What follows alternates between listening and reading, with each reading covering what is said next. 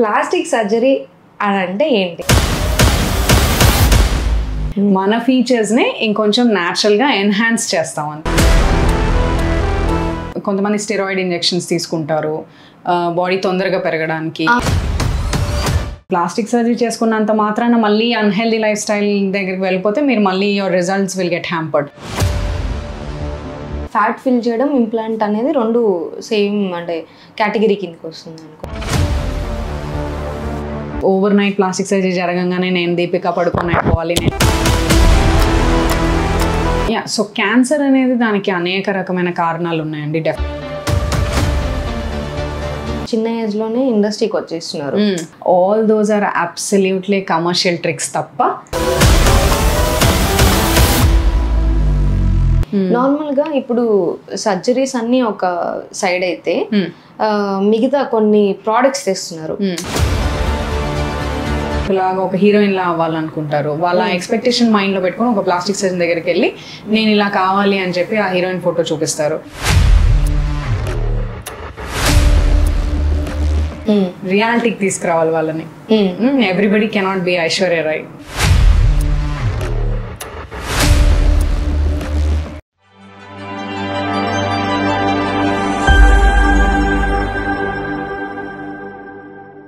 So hi అందరికీ నమస్తే, నేను మీ Jyoti Chaudhary. Welcome to J2 media. ఈరోజు మనతో ఒక స్పెషల్ గెస్ట్ ఉన్నారనమాట. ఆ స్పెషల్ గెస్ట్ ఎవరంటే ఎన్నో రోజుల నుంచి అందరికీ కొన్ని డౌట్స్ ఉండిపోతాయి. అసలు ప్లాస్టిక్ సర్జరీ అంటే ఏంటి అంటే మన చిన్నప్పుడు చూస్తూ ఉంటాము, సర్జరీ అనగానే ఫేస్ చేంజ్ అయిపోతుంది ఇదంతా అనుకుంటూ ఉంటాం. సో ఇవన్నీ తెలుసుకోవడానికి ఈరోజు మనతో కిన్నెర మ్యామ్ ఉన్నారు. So hi ma'am. హాయ్ అండి, how are you? I'm good. So ma'am, అసలు ప్లాస్టిక్ సర్జరీ అంటే ఏంటి?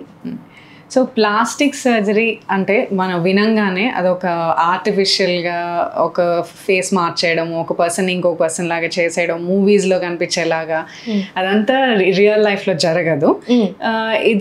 It is more of a reconstructive surgery. అంటే మన బాడీలో ఎక్కడైనా కానివ్వండి, ఏదైనా డిఫార్మిటీ ఉన్నా, లోపం ఉన్నా, దాన్ని మనం ఎలా న్యాచురల్గా సటిల్గా కరెక్ట్ చేసి మళ్ళీ అదే పార్ట్ని రీకన్స్ట్రక్ట్ చేసే విధంగా చేసేదాన్నే ప్లాస్టిక్ సర్జరీ అంటాం. ఇట్ మీన్స్ అంటే ప్లాస్టిక్ అంటే ఇట్ మీన్స్ టు మౌల్డ్ అనమాట. సో దాన్ని కొంచెం నీట్గా మార్చి సర్జరీ చేసి వాళ్ళకి ఇంకా ఎక్కువగా కాన్ఫిడెన్స్ని బూస్ట్ చేయడం ప్లాస్టిక్ సర్జరీ ద్వారా. This is exactly plastic surgery. Not అంటే మనం సినిమాల్లో చూసేది ఒక మనిషిని ఇంకో మనిషిగా మార్చేయడం, అది కాదు ప్లాస్టిక్ సర్జరీ అంటే. అలా ఉంటుందా అసలు? అది వాస్తవంగా అలా జరగదు. అంటే సినిమాల్లో మనం చూస్తాము ప్లాస్టిక్ సర్జరీ అనగానే క్యారెక్టర్స్ ని మార్చేసి ఒక పర్సన్ వదిలి ఇంకొక పర్సన్ ని పెట్టడము. That doesn't happen in real life. మన ఫీచర్స్ ని ఇంకొంచెం న్యాచురల్ గా ఎన్హాన్స్ చేస్తాం అంతే. సో అంటే మామూలుగా ప్లాస్టిక్ సర్జరీ అనగానే బాడీలో ఏదో ప్లాస్టిక్ పెట్టి వీళ్ళని మొత్తం చేంజ్ చేసేసారు. ఇప్పుడు హీరోయిన్స్ని చూసుకుంటే చాలామంది మన ట్రోలింగ్స్ చూస్తుంటే అప్పుడు ఇప్పుడు పిక్స్ అని వేస్తూ ఉన్నారు. వాళ్ళ దాంట్లో కొంచెం ఫేస్లో డిఫరెన్స్ కనిపించడం అండ్ బాడీలో డిఫరెన్స్ కనిపించడం. సో వీటి గురించి ఏమంటారు? సో మీరు ప్లాస్టిక్ సర్జరీ జనరల్గా మనం కామన్గా మీడియాలో మనకి ప్రొజెక్ట్ అయ్యేది గ్లామర్ ఫీల్డ్లో ఉండే హీరోయిన్స్ కానివ్వండి, లేకపోతే మోడలింగ్ చేసే వాళ్ళని కానీ మీడియాలో ఎక్కువగా ప్రొజెక్ట్ అవుతుంది. కామన్ పీపుల్ చేసుకునే ప్రొసీజర్స్ మనం because we have to protect there identity, అది మీడియాలో ఎక్కువగా ప్రొజెక్ట్ అవ్వదు. సో ఈ హీరోయిన్స్ కానివ్వండి, మోడల్స్ కానివ్వండి, ఏదైనా ఒక వాళ్ళకి కొంచెం ఇన్సెక్యూరిటీ ఫీలింగ్ ఉన్నా, లేకపోతే పర్టిక్యులర్ పార్ట్లో if they are not confident, దాన్ని కొంచెం మనం ఎన్హాన్స్ చేయొచ్చు. ఇంప్లాంట్స్ పెట్టడం కానివ్వండి, లేకపోతే వాళ్ళ own natural self life. For example like fat grafting అంటాం. ఎక్కడైతే ఫ్యాట్ ఎక్కువగా ఉంటుందో అక్కడ ఫ్యాట్ తీసేసి తక్కువగా ఉన్న చోట్ల అదే ఫ్యాట్ ని ఫిల్టర్ చేసి మనం పెట్టచ్చు. ఇట్ ఈస్ నథింగ్ అన్యాచురల్ గా ఆర్టిఫిషియల్ గా ఏం లేదు. అసలు బాడీకి చాలా మందికి అంటూ ఉంటారు ఫ్యాట్ అంటే నీకు ఇక్కడ ఫ్యాట్ ఉంది, అక్కడ ఫ్యాట్ ఉంది అంటే ఫ్యాట్ అనగానే అది యూజ్లెస్ అంటే యూజ్ లేకుండా ఫ్యాట్ కదా. సో దాన్ని మళ్ళీ ఇంప్లాంట్ చేయడం వల్ల అది ఫెయిల్ అవ్వడం అలా ఏమన్నా అవుతుంది? సో ఫ్యాట్ అనేది బాడీకి good or bad? It is a natural substance that it's a part of our body అంతే. సో అది మనకి చూడడానికి బాగాలేదు కాబట్టి అది యూజ్ యూజ్లెస్ అనడానికి లేదు.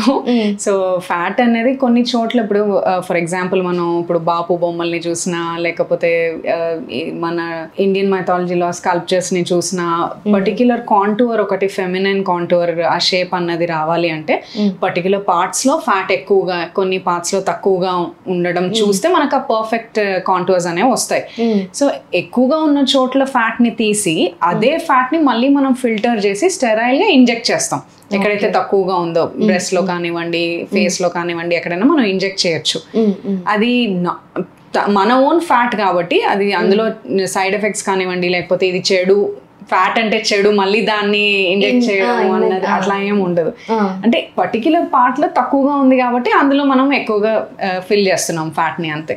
అంటే నార్మల్ గా ఇంప్లాంట్ అంటే ఏంటి, ఇప్పుడు ఫ్యాట్ ఫిల్ చేయడం ఇంప్లాంట్ అనేది రెండు సేమ్ అంటే కేటగిరీ కిందకి వస్తుంది అనుకో. అంటే దాని వాటిని ఆగ్మెంటేషన్ అంటాం. కొన్ని సర్జరీస్ ఎలా ఉంటాయంటే రిడక్షన్ సర్జరీస్, అంటే పెద్దగా ఉన్నవేమన్నా మనం తక్కువ సైజులో చేయడంని రిడక్షన్ సర్జరీస్ అంటాము. సో వాటిని సర్జరీ చేసేసి ఎక్సెస్ ఫ్యాట్ ని ఎక్సెస్ టిష్యూస్ ని అంతా తీసేస్తాం. Like for example tummy tuck అంటాం మామీ మేక్ ఓవర్స్ లో. ఎక్సెస్ టమ్మీ ఉన్నదాన్ని మనము స్కిన్ కానివ్వండి ఫ్యాట్ కానివ్వండి అదంతా తీసేసి మళ్ళీ స్టిచ్ చేస్తాం కిందకి పెట్టి.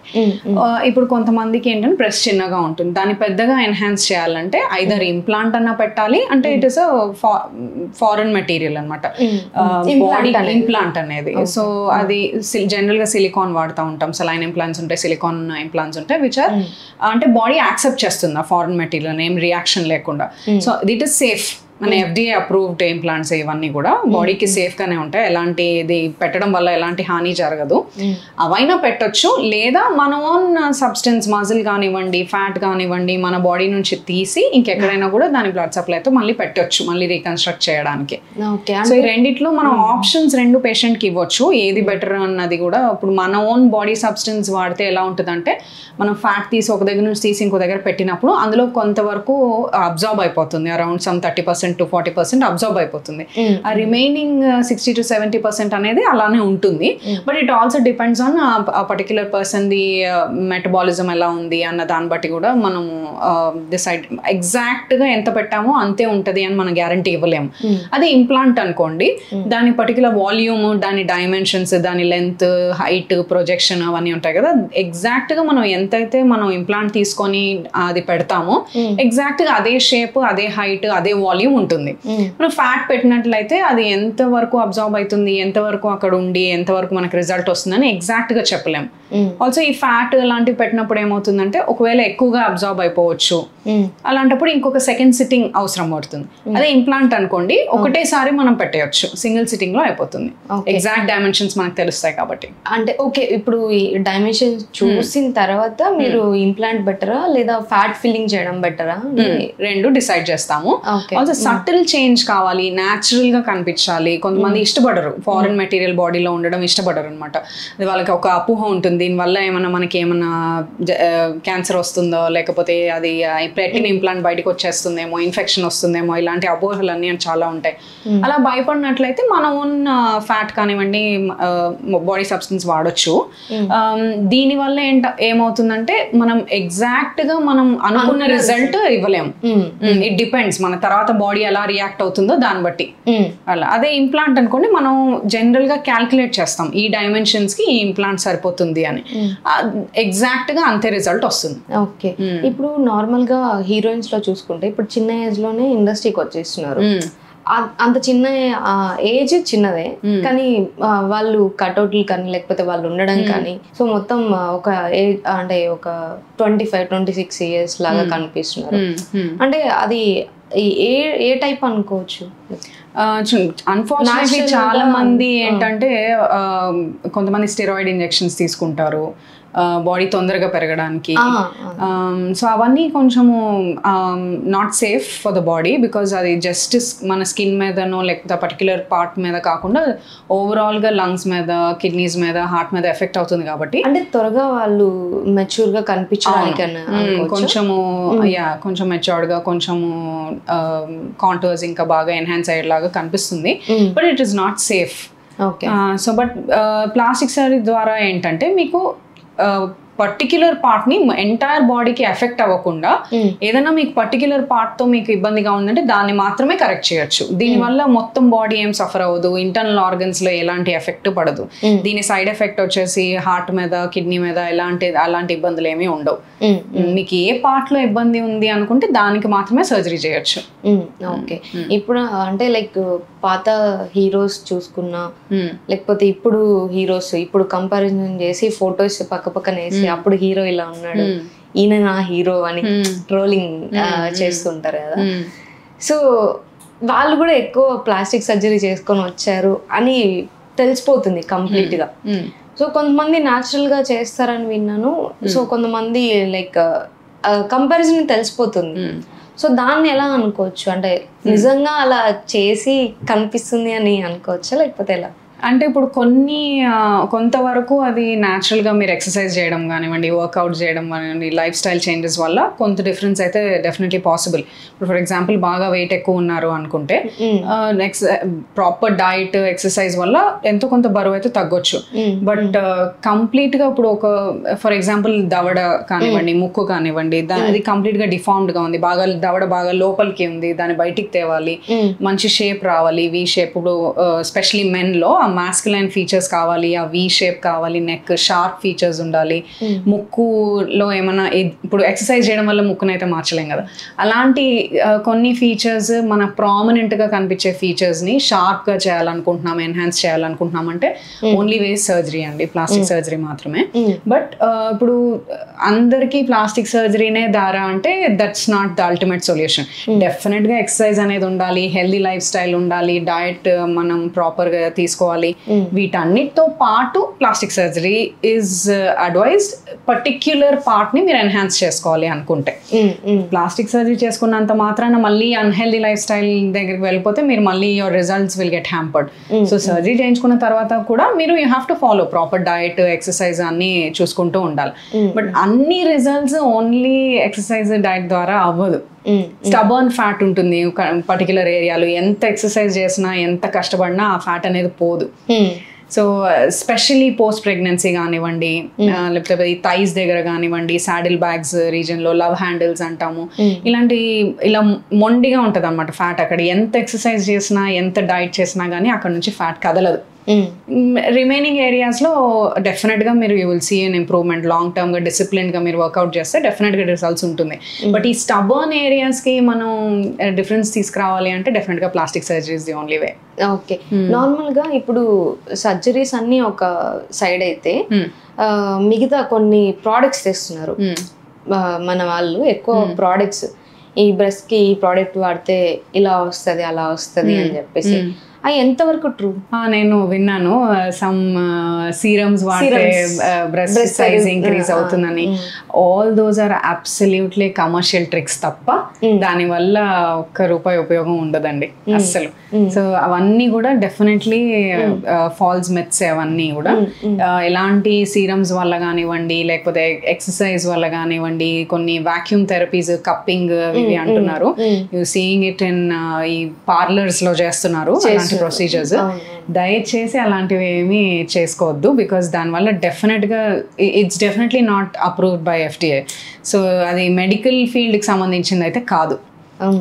అదంతా it's all managed by these quacks. So a doctor, specially a plastic surgeon, will not advise అలాంటివన్నీ, ఆ సీరమ్స్ కానివ్వండి, లేకపోతే just to increase the size of the breast, అట్లాంటివన్నీ డెఫినెట్గా ఇదంతా ట్రాప్లో పడకూడదు మనం.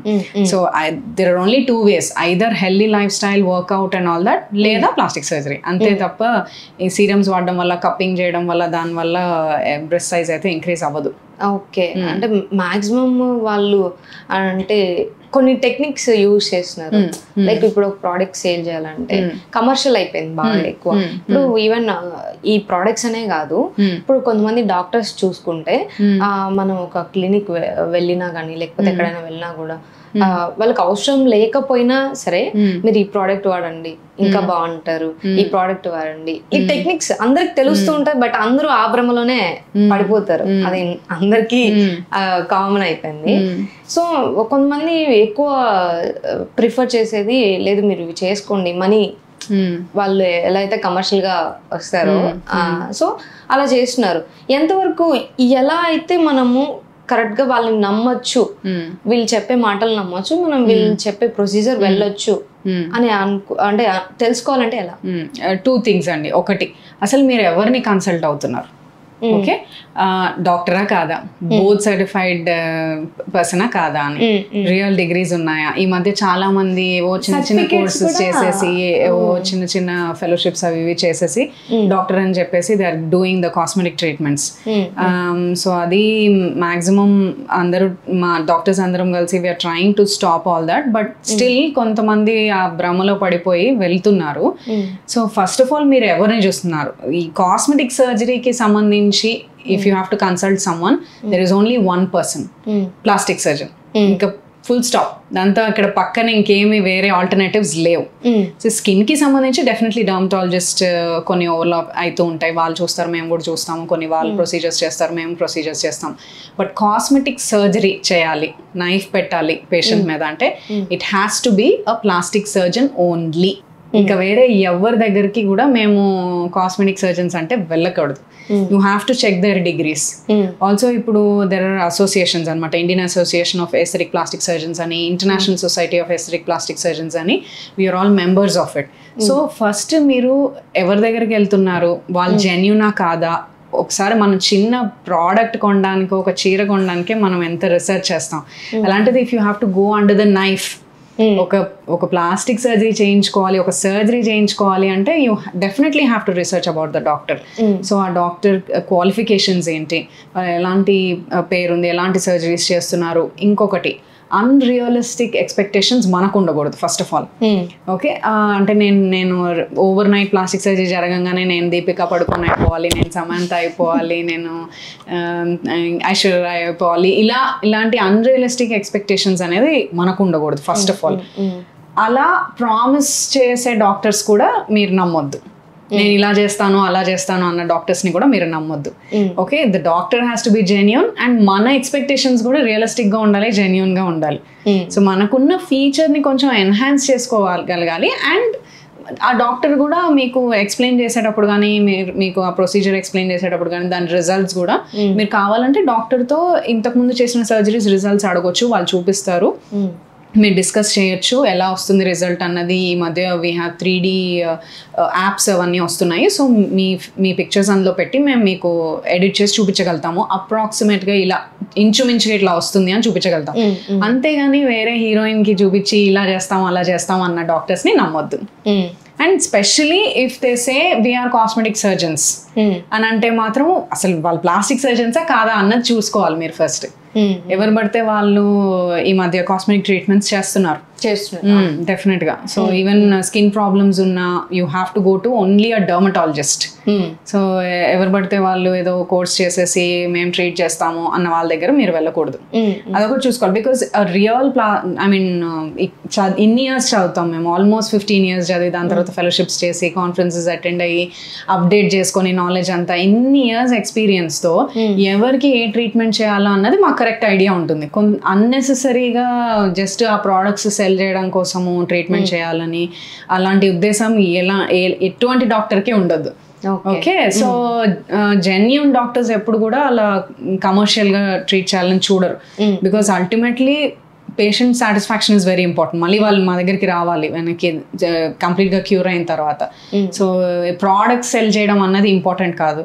మీరు చూసినట్లయితే, అబ్జర్వ్ చేసినట్లయితే రియల్ ట్రైన్ డాక్టర్స్ అలా ఎప్పుడు చేయరు, అలాంటి అడ్వైజెస్ ఇవ్వరు.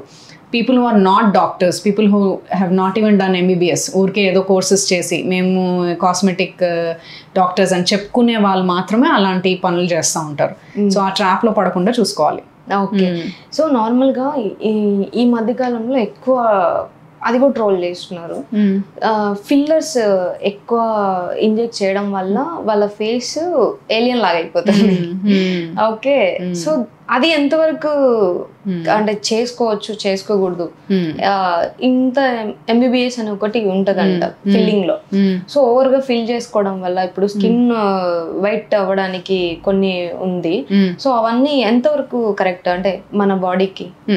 సో ఈ నాన్ సర్జికల్ థింగ్స్ చాలా ఉన్నాయండి. ఫిల్లర్స్ కానివ్వండి, బోటాక్స్ కానివ్వండి, థ్రెడ్స్ కానివ్వండి, మీరు స్కిన్ వైట్నింగ్ గురించి మాట్లాడే ఐవి గ్లూటథయాన్ కానివ్వండి, గ్లో డ్రిప్స్ అంటాము.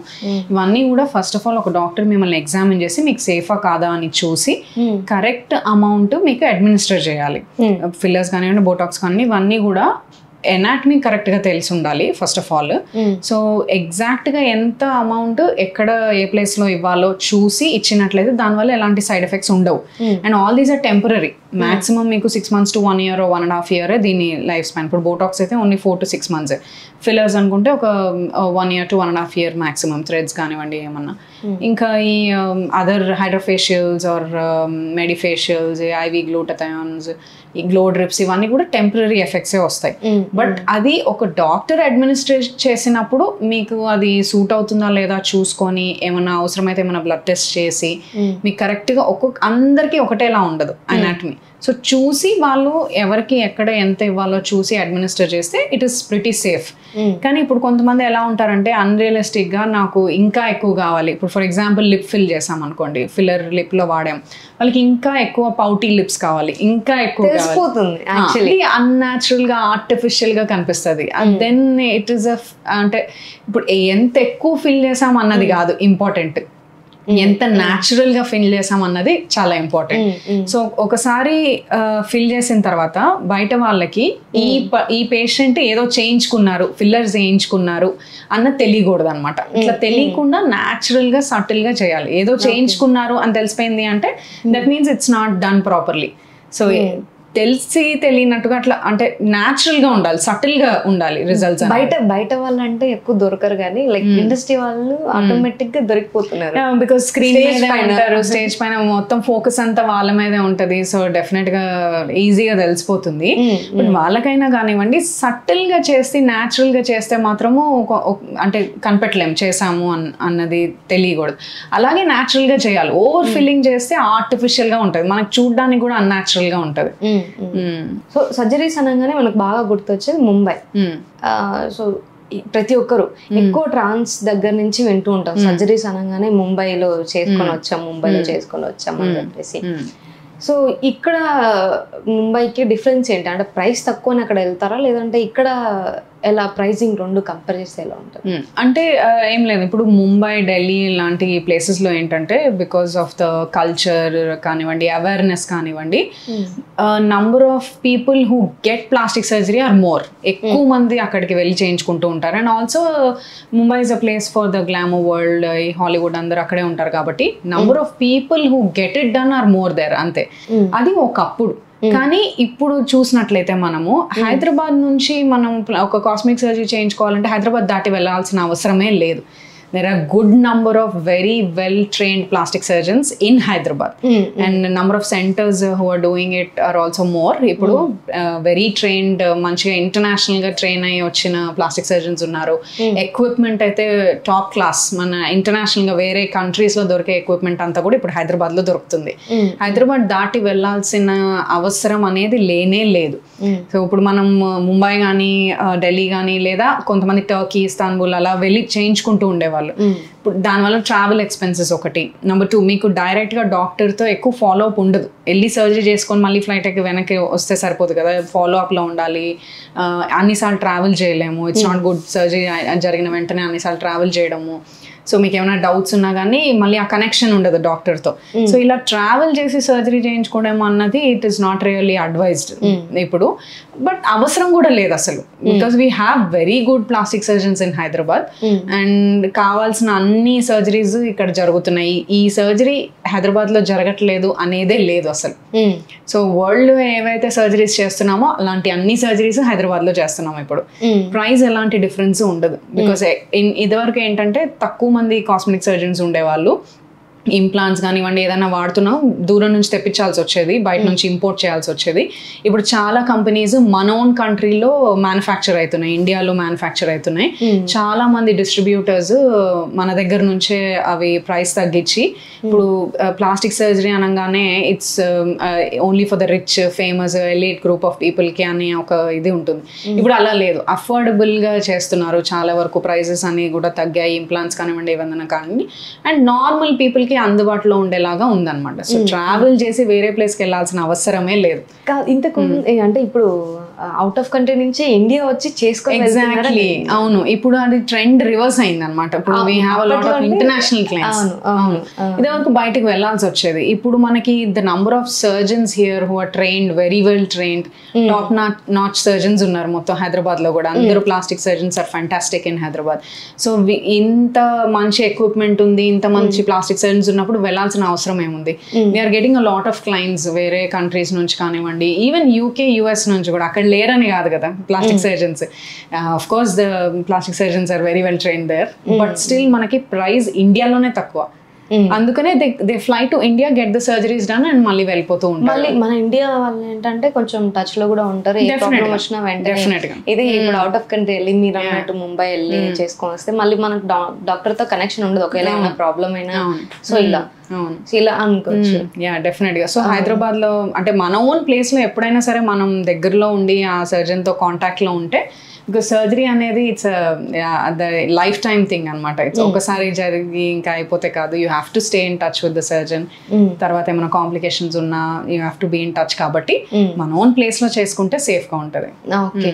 ఇప్పుడు బ్రెస్ట్ సర్జరీ అనగానే కొన్ని ఇయర్స్ అయిపోయిన తర్వాత ఎవరికైనా క్యాన్సర్ రావడం వల్ల ఆ సర్జరీ వల్లే క్యాన్సర్ వచ్చింది అని, అదే కాదు ఒక బ్రెస్ట్ క్యాన్సరే కాదు మిగతా చాలా క్యాన్సర్స్ కూడా వస్తున్నాయి.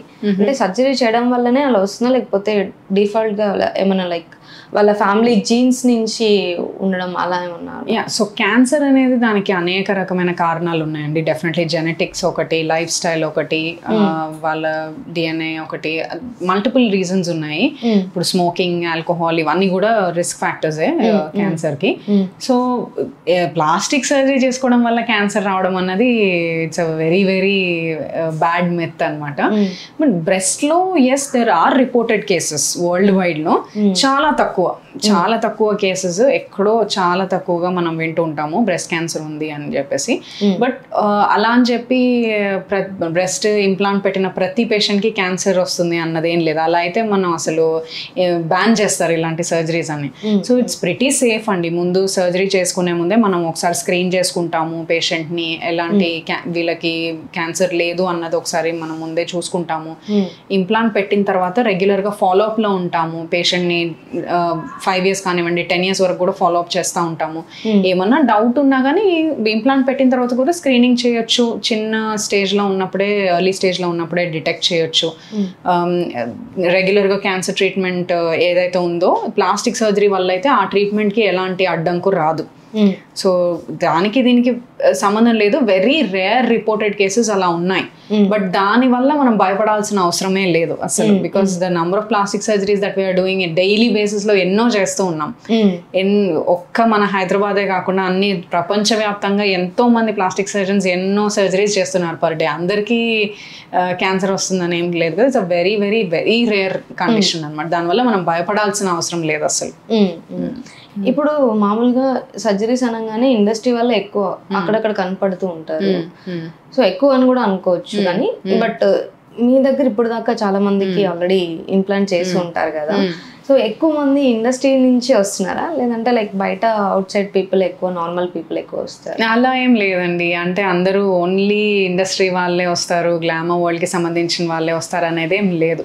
ఇన్ఫాక్ట్ మా majority of the patients are normal healthy living clients.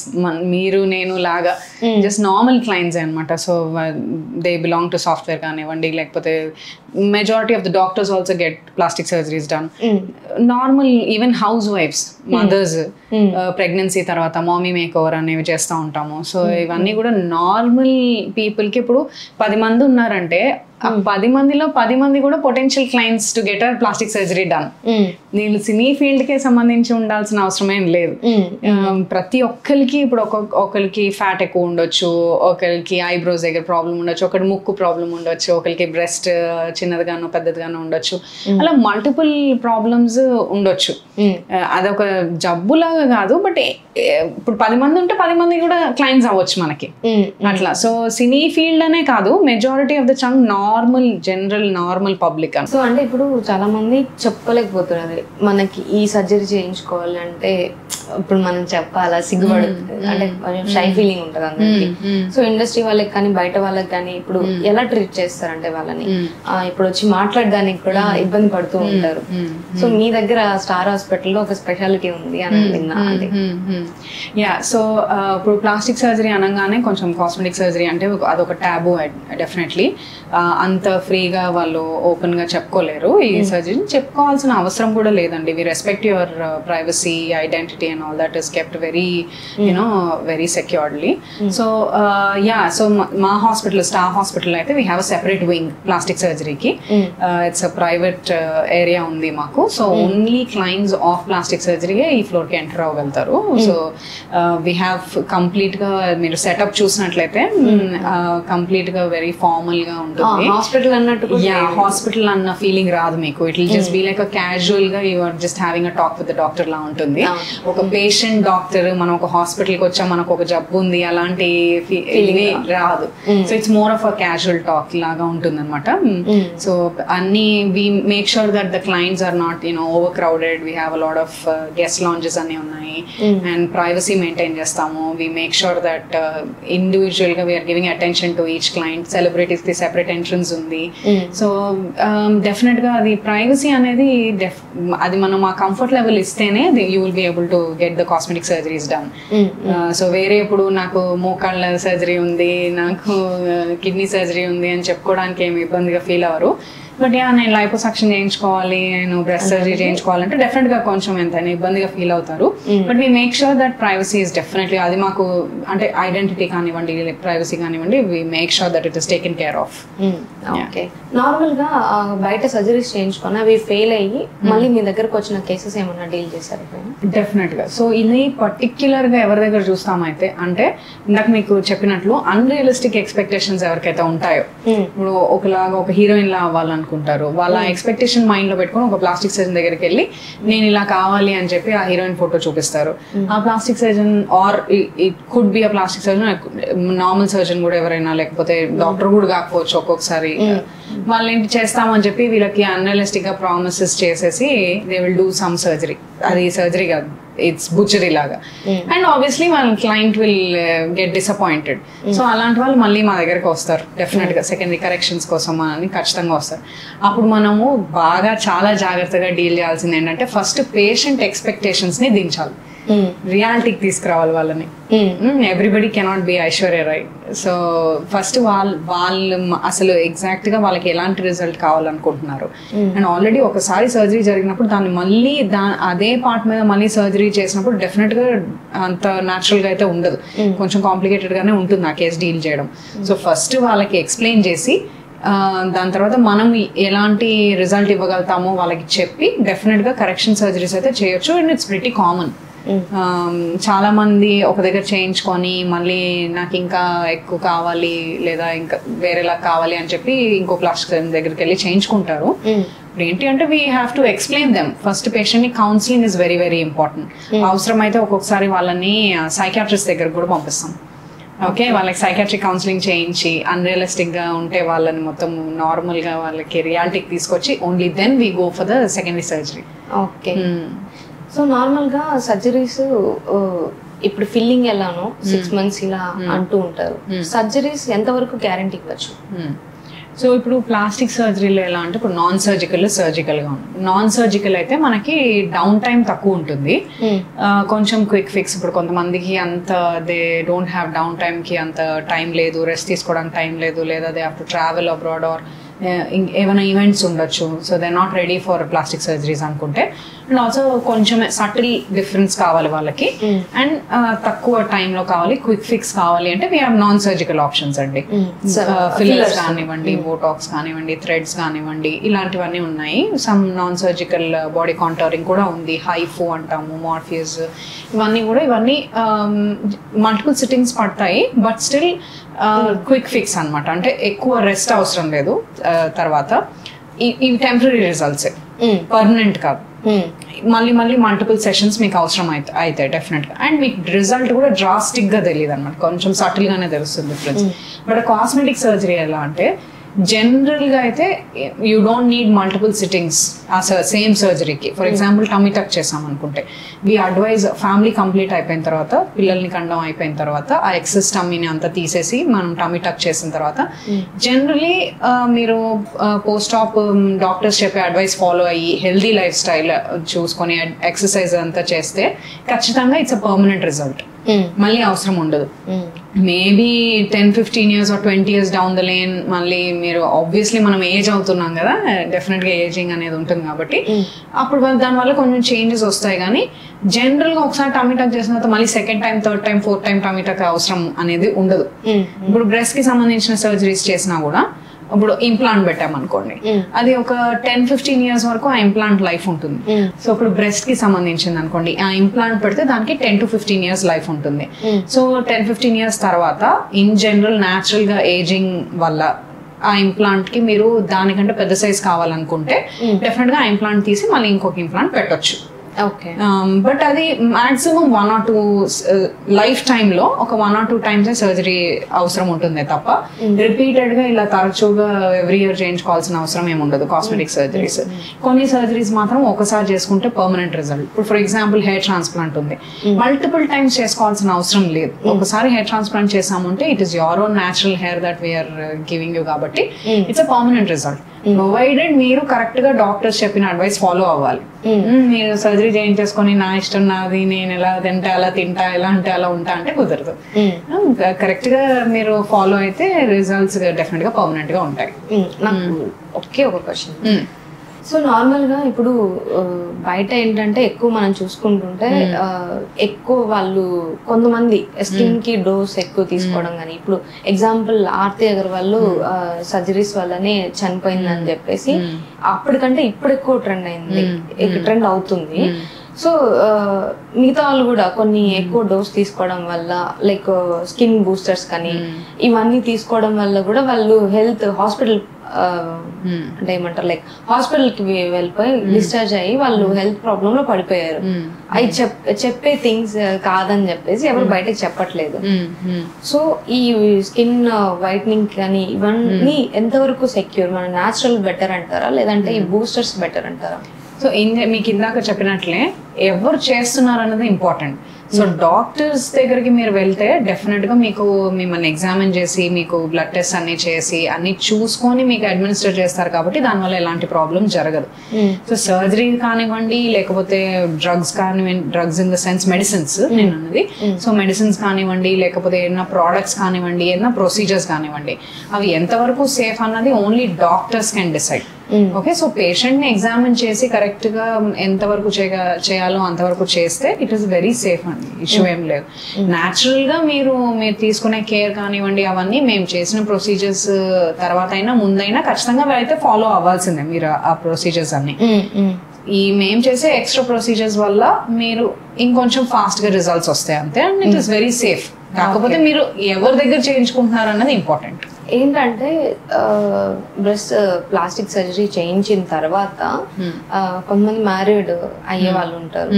So కొంతమందికి చాలా డౌట్స్ ఉంటాయి, మ్యారేజ్ అయిన తర్వాత కిడ్స్ కి మిల్క్ ఇవ్వడం ఇలా ప్రాబ్లం అవుతుంది దాని వల్ల అని చెప్పేసి అంటూ ఉంటారు. సో అది ఎంతవరకు కరెక్ట్?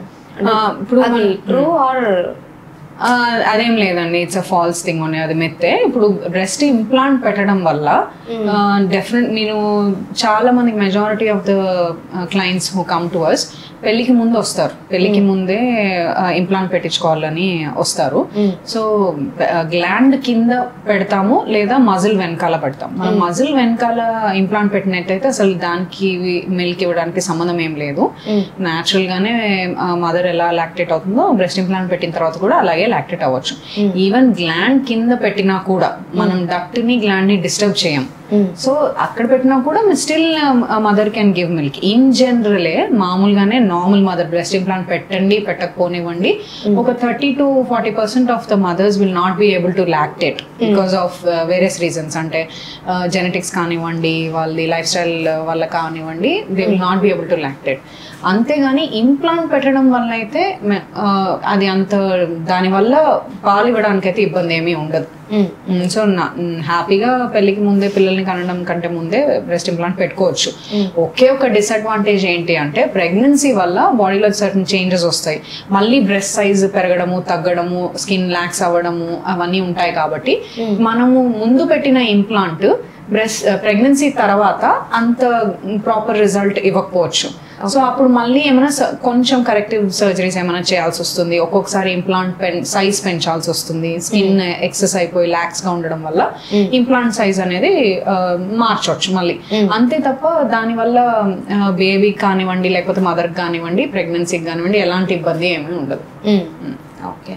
సో నార్మల్గా ఇప్పుడు న్యాచురల్గా చాలామంది చెప్తున్నారు, సో ఇప్పుడు ఫిల్లింగ్ ఇవన్నీ చేసుకోవడం కంటే షుగర్ మానేయడం, ఆల్కహాల్ అయినా తాగొచ్చు కానీ షుగర్ మానేయాలి అని చాలా మంది చెప్తున్నారు. సో దాని గురించి డెఫినెట్లీ ఇప్పుడు I think it has become trend అసలు ఇప్పుడు నో షుగర్స్ అనేది. సో ఎక్కడ పడితే అక్కడ you don't need to have sugar, you're already sweet enough అని చూస్తూ ఉన్నాం ఎక్కడన్నా. So sugar is almost like a slow poison లాగా. సో మీరు హెడ్ టు టో నుంచి, హెయిర్ ఫాల్ దగ్గర నుంచి మీ స్కిన్ గ్లో కానివ్వండి, మజిల్స్ కానివ్వండి, ఫ్యాట్ కానివ్వండి, everything in the body will be affected by excess sugars. So sugars కానివ్వండి, కార్బోహైడ్రేట్స్ కానివ్వండి, ఇవన్నీ కూడా తగ్గిస్తేనే డెఫినెట్ గా మీకు బెనిఫిట్ వస్తుంది.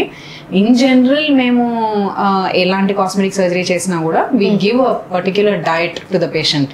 అంటే ప్రోటీన్ ఎక్కువగా తినమంటాము, ఫైబర్ అండ్ యాంటీ ఆక్సిడెంట్స్ ఎక్కువగా తినమని చెప్తాం, ఫ్రూట్స్, వెజిటబుల్స్ అవన్నీ, అండ్ కార్బోహైడ్రేట్స్ తగ్గించమని చెప్తాము. షుగర్స్ అయితే as much as possible restrict చేయమని చెప్తాం. డెఫినెట్ గా అది మీ రిజల్ట్స్ మీద అయితే డెఫినెట్ గా ఇంపాక్ట్ ఉంటుంది. Will have better results if you cut down sugars. But no pain no gain లాగా. అంటే షుగర్ వల్ల ఎక్కువ గెయిన్ కూడా అయిపోతున్నట్టు రావడం. అవును, డెఫినెట్ గా అది ఫ్యాట్ ఎక్కువ అవ్వడం కానివ్వండి, లేకపోతే మీ స్కిన్ గ్లో తగ్గడము, హెయిర్ ఫాల్ కూడా ఎక్కువగా ఉంటుంది షుగర్స్ ఎక్కువ తింటే. సైడ్ ఎఫెక్ట్స్ డెఫినెట్ గా పాయిజన్ చిన్న, ఇట్స్ లైక్ స్లో పాయిజన్ అంతే. ఓకే. సో ఇప్పుడు సర్జరీస్ చేయించుకోవాలి అనుకున్న వాళ్ళకి మీరు ఇచ్చే బెస్ట్ సజెషన్ ఏంటి? ఒకటండి, మెయిన్ మనకి ఈ సర్జరీ అవసరమా కాదా అన్నది మనం ఆలోచించుకోవాలి. సో ప్లాస్టిక్ సర్జరీ అనేది ప్రతి ఒక్కరికి మ్యాండేటరీ ప్రొసీజర్ ఏం కాదు.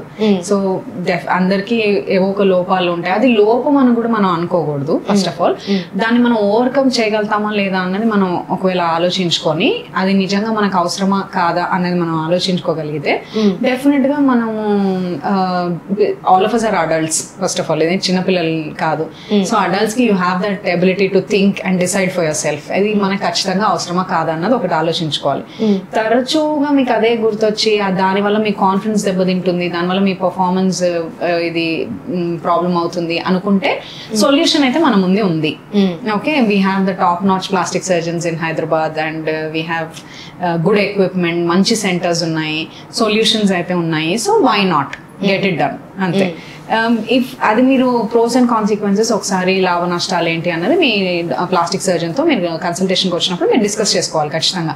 ఎలాంటి డౌట్స్ ఉన్నా చిన్నదా పెద్దదా అని కాకుండా మీకున్న ప్రతి ఒక్క డౌట్ ప్లాస్టిక్ సర్జన్ అడగండి, వివరించి మీకు చెప్తారు. దీనివల్ల మీరు లాభ నష్టాలు ఏంటి అని చూసుకొని you can decide for the surgery. Correct plastic surgeon ని చూస్ చేసుకొని కరెక్ట్ సెంటర్ లో మీరు సర్జరీ చేయించుకుంటే దీనివల్ల ఎలాంటి సైడ్ ఎఫెక్ట్స్ ఉండవు. ఒకవేళ ఉన్నా కూడా బై మిస్టేక్ గా ఏమన్నా కాంప్లికేషన్ జరిగినా we will deal with it. It's అది ప్రాణాపాయం అయితే ఎలాంటిది జరగదు వీటి వల్ల. అది మీడియాలో కానివ్వండి, లేకపోతే అనవసరంగా ఎక్కువగా ప్రొజెక్ట్ అయ్యి జనాల్లో బాగా భయం అనేది చూస్తున్నాం మనం ప్లాస్టిక్ సర్జరీ అని వినంగానే. అంత భయపడాల్సిన అవసరం లేదు. నేను ఇందాక మీకు చెప్పినట్లు క్లయింట్స్ అందరికీ హెల్దీ లైఫ్, ఆల్రెడీ హెల్దీగానే ఉంటారు కాబట్టి వాళ్ళకి ఎలాంటి ప్రాబ్లం ఉండదు. కాబట్టి మనం హ్యాపీగా సర్జరీస్ డే కేర్ లో మార్నింగ్ చేసుకుని ఈవినింగ్ ఇంటికి వెళ్ళిపోవచ్చు. Down time majority of the surgeries కి, మేజర్ సర్జరీ అయినా కూడా మాక్సిమం 2 weeks డౌన్ టైం ఉంటుంది. ఆ తర్వాత మీ యాక్టివిటీస్ అన్ని రెగ్యులర్ గా చేసుకోవచ్చు. 6 weeks డౌన్ ద అంటే సర్జరీ చేసుకున్న 6 weeks కి జిమ్ కి వెళ్ళడం కానివ్వండి, అసలు కంప్లీట్ గా మీకు ఈ సర్జరీ జరిగింది అన్నది కూడా మీరు మర్చిపోవచ్చు. So it is a safe procedure. And మీరు బయట కనిపించే అంత భయంకరంగా ఏమీ ఉండదు ప్లాస్టిక్ సర్జరీ అనేది. ఓన్లీ థింగ్ ఇస్ మనకు అవసరమా కాదా, ఎలాంటి డాక్టర్ని చూస్ చేసుకుంటున్నాం, ఏ సెంటర్ లో మనం సర్జరీ చేయించుకుంటున్నాం, ఇది ఒకటి కనుక మనము చూస్ చేసుకున్నట్లయితే వైజ్ గా డెసిషన్ తీసుకుంటే you don't have to worry about anything. So thank you so much, ఇవంతా మంచిగా ఎక్స్ప్లెయిన్ చేసినందుకు, అసలు ప్లాస్టిక్ సర్జరీ ఏంటి చేసుకోవచ్చా లేదా ఇవన్నీ కూడా మాకు ఎక్స్ప్లెయిన్ చేసినందుకు, ఇంత మీ టైం మాకు ఇచ్చినందుకు thank you so much. My pleasure అండి, because it is my duty, my responsibility as a plastic surgeon.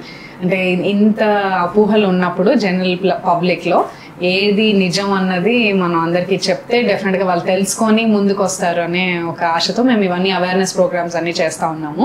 Definitely it's my pleasure talking to you. Thank you. So చూసారు కదా, ఈ రోజు మనము ప్లాస్టిక్ సర్జరీ అంటే ఏంటి, అసలు చేసుకోవచ్చా లేదా, ఇవన్నీ క్వశ్చన్స్ కూడా మనం అన్ని క్లారిటీ అయితే వచ్చేసింది. సో మరొక ఇంటర్వ్యూతో మీ ముందుంటాను. అందరికీ చలో బాయ్, థ్యాంక్ యూ.